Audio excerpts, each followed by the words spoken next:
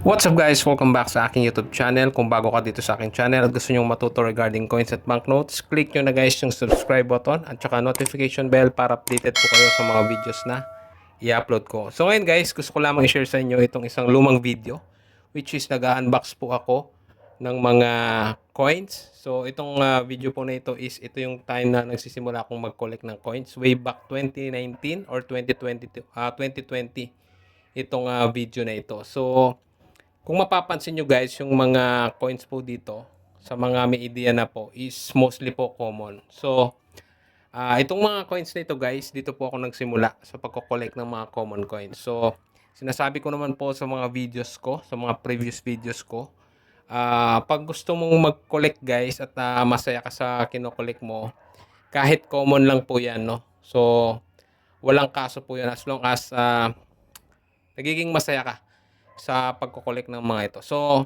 ako kasi guys, nagsimula talaga ako dito sa mga common coins and inaano ko rin guys, no?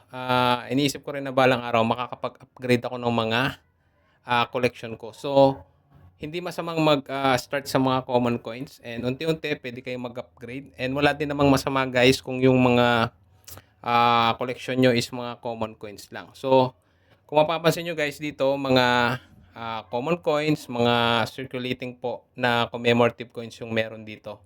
So, yan po ako nagsimula sa mga ganitong coins. And kasi syempre, bilang isang nagsisimulang kolektor, hindi naman po kaagad na meron tayong pambili sa mga ibang coins. Pero ngayon guys, syempre, unti-unti po nag-upgrade tayo ng mga coins natin. Meron tayong mga silver coins, gold coins, no?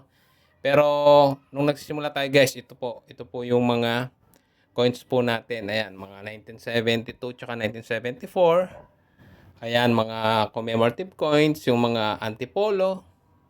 Ayan po, yan po yung mga hawak po natin noon. Or ito po yung mga collection po natin, yung mga ABL series, Filipino series. Ayan po. So, yung mga pinapakita ko po sa inyo guys is mga common. And ang may mga value kasi guys sa mga coins po natin which is yung year 1945 pababa na 10, 20, tsaka 50 centavos. Ito pong mga ganito guys na 1945 pataas na po is considered po as common. Ayan, yung mga 5 centavos na Melchor Aquino, mga common po yan. 25 centavos na Juan Luna, ayan, 10 cents na Baltasar. So, yan po yung mga coins po natin nung nagsisimula tayo. So, inuulit ko guys, kung may mga kinokollect po kayo, hindi lamang coins or banknotes, kahit ibang bagay guys, as long as na masaya kayo guys, kahit mga common lang po yan, is ipagpatuloy nyo po. No? Huwag nyo pong isipin yung,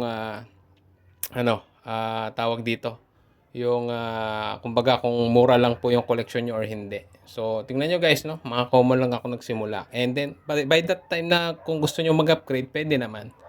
And ayun, salamat sa pag-stay guys dito sa video na ito. And muli, share ko lang po sa inyo itong old video ko. And malayo na po yung narating natin sa pagko-collect ng coins. So yun lamang guys, maraming salamat sa panonood.